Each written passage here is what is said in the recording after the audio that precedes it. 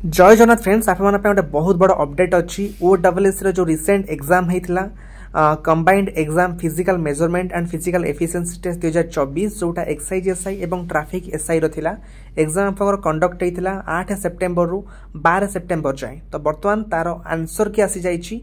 तो जो मैंने एग्जाम देते आप निजर रोल नंबर पासवर्ड दे आप निज निजर आंसर की को चेक कर जदि आंसर की आपंकर किसी रंग आंसर मेंशन अच्छी तो ताहले आपण माने निज निजर ऑब्जेक्शन मध्य रेज करि परिबे।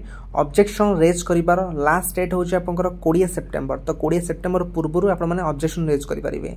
तो फ्रेंड्स आपंकर OSS एक्साइज एसआई एवं ट्रैफिक एसआई रो जो आंसर की बर्तन पे आसीची आपण माने निज निजर आंसर की को चेक करनंतु। ओके फ्रेंड्स यह details update OSS excise SI एवं ट्रैफिक एसआई आंसर की को नहीं। तो यही टाइप रो एग्जाम अपडेट पाई आपण माने चैनल को सब्सक्राइब कर रखंतु। Thank you bye and have a good day and subscribe this channel for further updates.